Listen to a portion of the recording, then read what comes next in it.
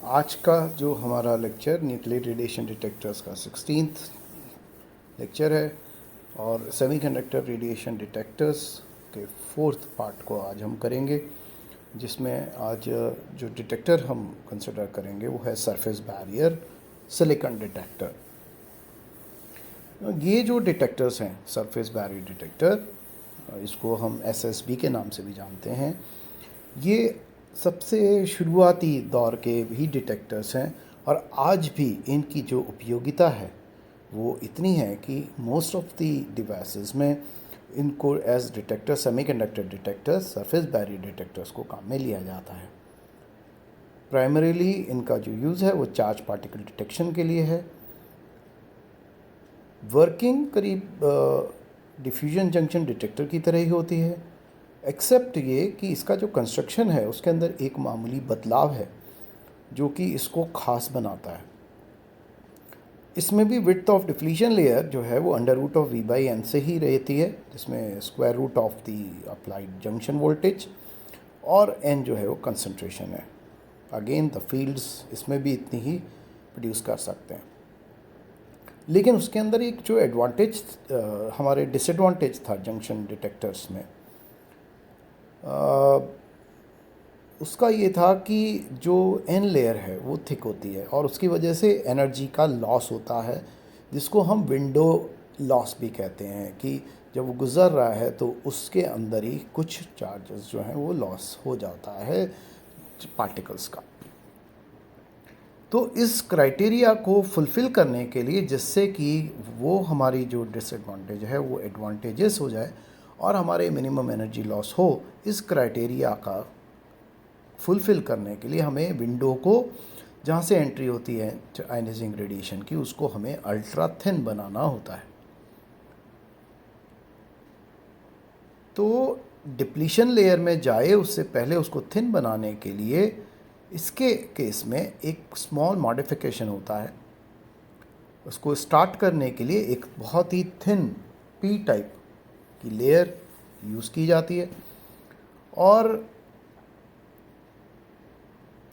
उसको N type silicon vapour पे develop किया जाता है। इसका फ़ायदा ये होता है कि इससे आप एक लार्ज एरिया पीएन जंक्शन का फॉर्मेशन कर सकते हैं।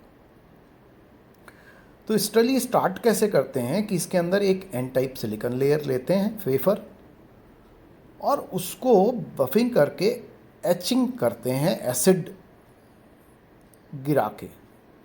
उस सरफेस पे जब हम इस तरह का ट्रीटमेंट करते हैं तो ऊपर की लेयर्स जो है वो रफ़ हो जाती है, जो कि एटमॉस्फेयर के कांटेक्ट में होती है, और जब ये ऊपर की लेयर एच हो जाती है या उखाड़ दी जाती है तो ये जो ऊपर के एटम्स हैं सरफेस के वो डायरेक्ट एयर के कांटेक्ट में आ जाते हैं।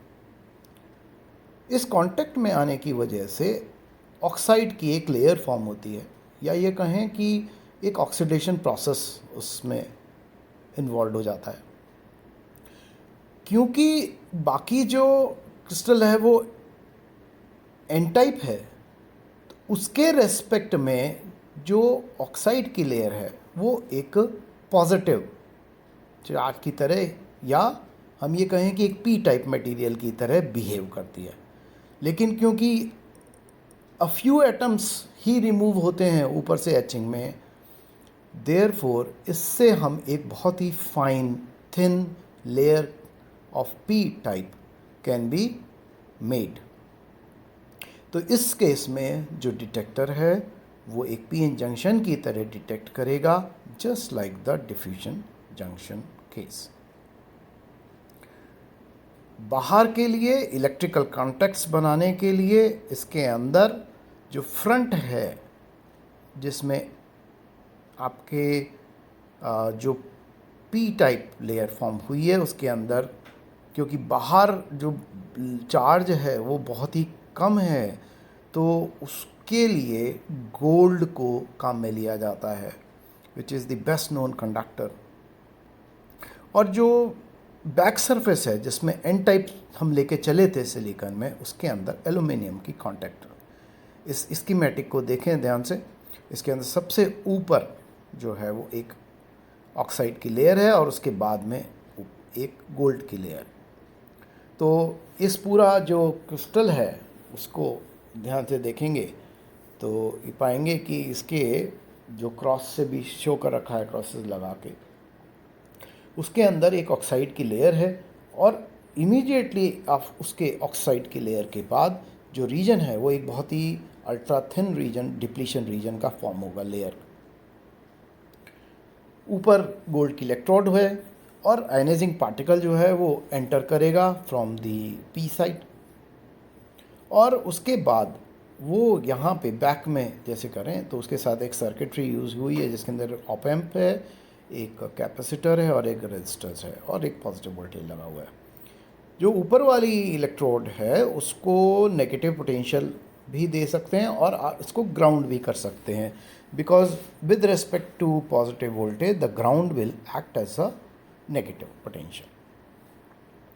सो N type silicon wafer and then उसके बाद उसको एचिंग करके ऊपर से लगा कर, तो ये इसका कंस्ट्रक्शन है। Working is same as the diffusion junction detector.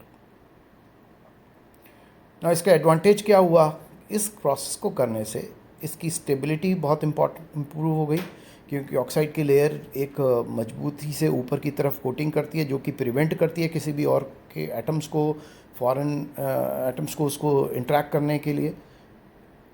इसका साइज़ स्मॉल है।